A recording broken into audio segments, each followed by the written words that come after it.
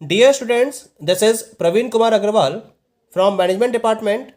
Welcomes you in my today's lecture of Managerial Economics. जैसा कि previous lecture में हम डिस्कस कर रहे थे अबाउट द मोनोपोलिस्टिक कंपटीशन और प्रीवियस लेक्चर में हमने मोनोपोलिस्टिक कंपटीशन के कॉन्सेप्ट को प्रॉपर्ली डिस्कस किया था, जिसमें मैंने आपको बताया था कि ये वो पर्टिकुलर मार्केट सिचुएशन होती है जिसमें लार्ज नंबर ऑफ बायर्स और large number of sellers available होते हैं और जितने भी सेलर्स हैं या प्रोड्यूसर्स हैं वो डिफ्रेंशिएटेड प्रोडक्ट्स को सेल कर रहे होते हैं।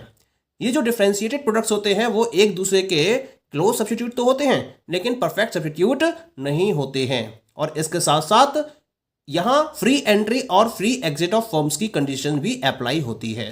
तो ऐसे मार्केट सिचुएशन को हम मोनोपोलिस्टिक मार्केट का नाम देते हैं। इसके मैंने एग्जांपल्स बताए थे आपको, जैसे टूथपेस्ट मार्केट है, ब्रश मार्केट है, bathing soaps, detergent, television sets, mobile phones, electronic items जितने भी मिलते हैं, ये सब कैसे मार्केट को रिप्रेजेंट करते हैं? मोनोपोलिस्टिक कॉम्पिटिटिव मार्केट को रिप्रेजेंट करते हैं। यहाँ जो डिफरेंट सेलर्स होते हैं वो ब्रांड के बेसिस पर, क्वालिटी के बेसिस पर, फीचर्स के बेसिस पर, डिज़ाइन, कलर, स्टाइल या कोई भी डिफ्रेंशिएशन हो सकता है, इसके बेसिस पर अपने प्रोडक्ट में डिफ्रेंशिएशन को एंश्योर करते हैं। ठीक है, तो हम ऐसी मार्केट सिचुएशन को मोनोपोलिस्टिक मार्केट या मोनोपोलिस्टिक कॉम्पिटिटिव मार्केट का नाम देते हैं। इसके साथ साथ मैंने आपसे इसके डिफरेंट फीचर्स भी डिस्कस किए थे, जैसे क्या क्या फीचर्स थे इसके।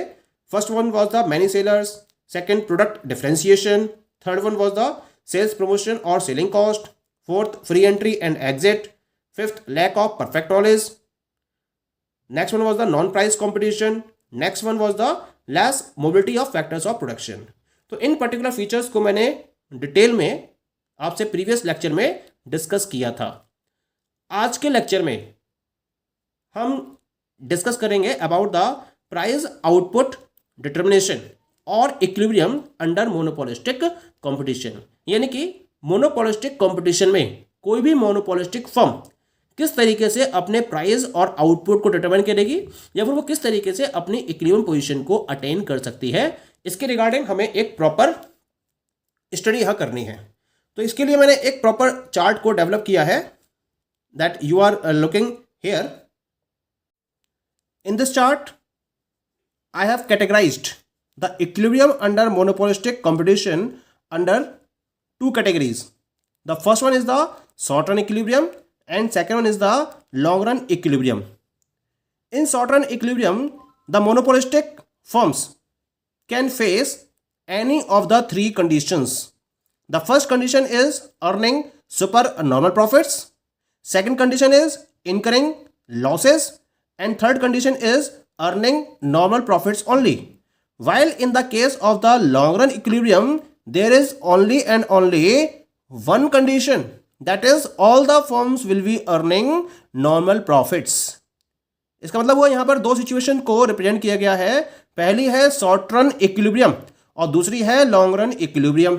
शॉर्ट रन का मतलब ये पर्टिकुलर मार्केट सिचुएशन होती है जिसमें जो फर्म्स हैं वो मार्केट में डिमांड के अकॉर्डिंग अपनी सप्लाई को एडजस्ट करने की पोजीशन में नहीं होती हैं। ये इतना शॉर्ट पीरियड होता है। और लॉन्ग रन में क्या होता है, यहाँ पर फर्म्स डिमांड के अकॉर्डिंग अपनी सप्लाई को एडजस्ट कर लेती हैं और उसके अकॉर्डिंग अपनी सप्लाई को इंक्रीज करती चली जाती हैं या डिक्रीज करना चाहे तो डिक्रीज भी कर सकती हैं।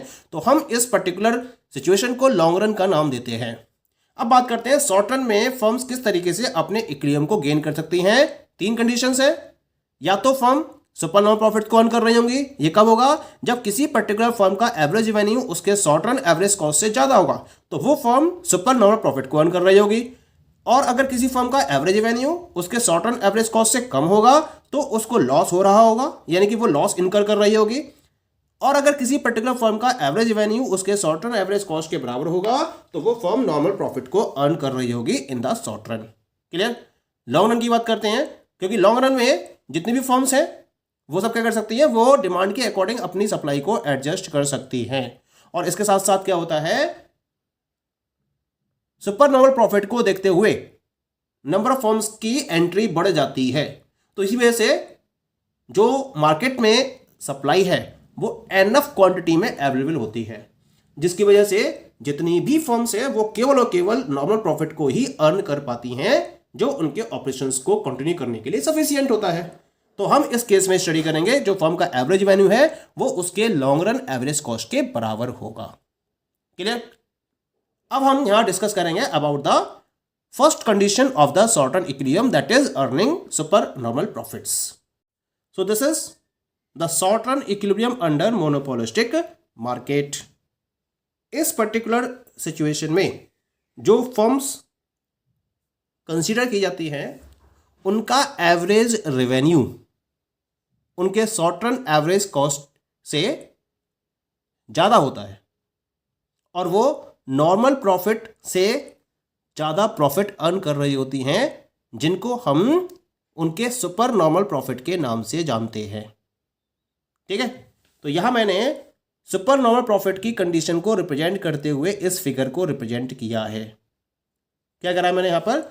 In this particular diagram I have taking output on the x axis and price revenue and cost on the by axis. क्योंकि जैसा कि हम प्रीवियस लेक्चर्स में भी ये डिस्कस करते चले आए हैं कि किसी भी पर्टिकुलर फर्म के इक्विलिब्रियम पोजीशन को डिटरमाइन करने के लिए हमें दो टाइप के कर्व्स की रिक्वायरमेंट होती है। The first one is the cost curves और सेकंड होता है आपका revenue curve.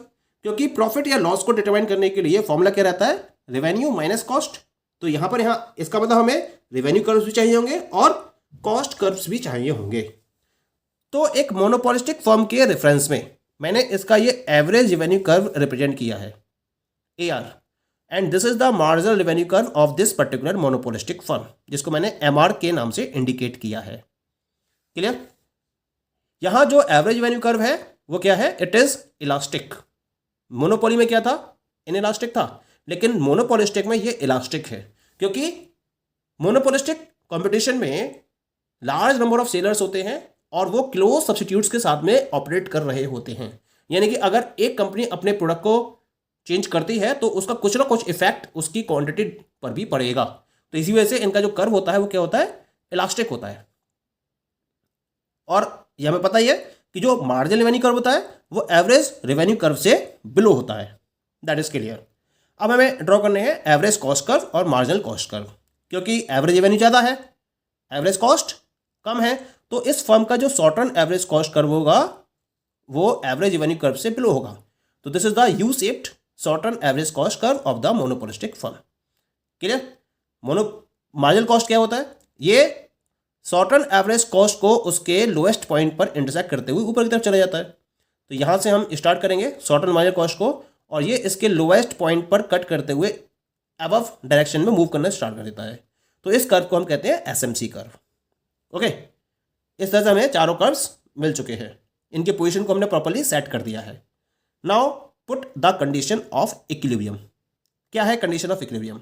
Marginal revenue of the firm must be equal to its marginal cost for equilibrium.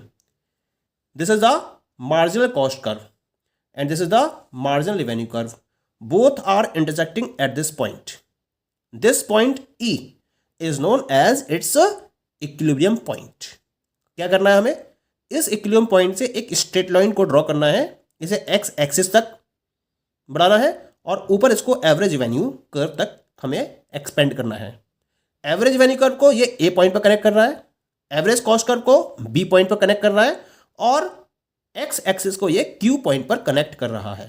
तो इसका मतलब जो OQ है वो क्या हो गया? फर्म का इक्विलिब्रियम आउटपुट हो गया। AQ क्या हो गया? फर्म का एवरेज रेवेन्यू हो गया।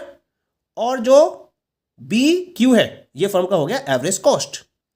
एवरेज रेवेन्यू किसके बराबर हो गया? AQ के बराबर। और ये जो AQ है ये किसके बराबर हो जाएगा? It will be equal to OP। Clear? Average revenue AQ के बराबर हुआ और ये किसके बराबर हो गया?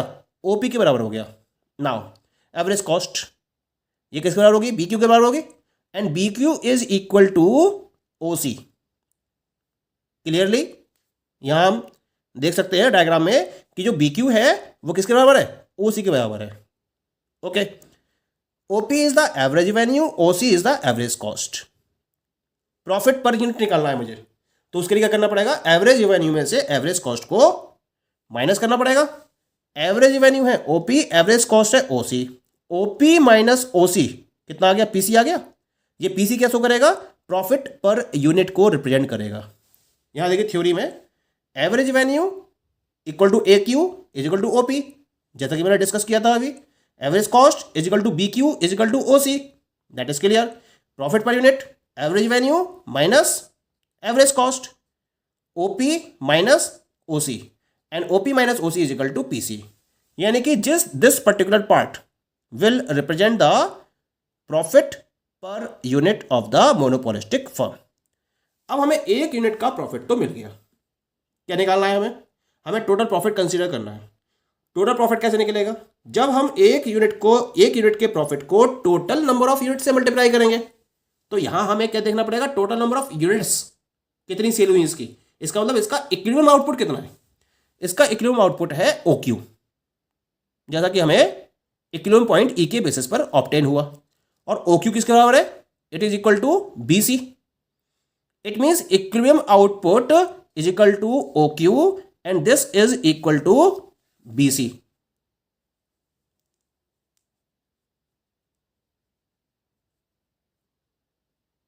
Clear? Equilibrium output is equal to OQ and this is equal to BC। अब आप निकाल सकते हो आराम से, जो फर्म का टोटल सुपर नंबर प्रॉफिट होगा उसके लिए हम प्रॉफिट पर यूनिट को उसके इक्विलिब्रियम आउटपुट से मल्टीप्लाई करेंगे। प्रॉफिट पर यूनिट कितना है? That is equal to PC, और उसका इक्विलिब्रियम आउटपुट कितना है? BC। अब डायग्राम की तरफ देखते हैं। This is PC and this is BC। जब PC की मल्टीप्लिकेशन हम BC से करेंगे तो हमें एक रेक्टेंगुलर एरिया मिलेगा, PCBA, क्योंकि रेक्टेंगल का फॉर्मूला क्या होता है? Length into breadth. लेंथ है उसकी BC, ब्रेड्थ है उसकी PC, तो PCBA का जो रेक्टेंगुलर एरिया है, ये रेक्टेंगुलर एरिया क्या शो करेगा? ये फर्म के सुपर नॉर्मल प्रॉफिट को रिप्रेजेंट करेगा। It means the super normal profit of the firm will be equal two rectangular area PCBA।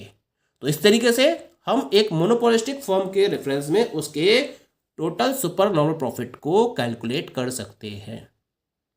Okay, अब शॉर्ट रन में इसकी दो सिचुएशंस, यानी कि सफरिंग लॉस और नॉर्मल प्रॉफिट, और लॉन्ग रन इक्विलिब्रियम का टॉपिक और रह गया है।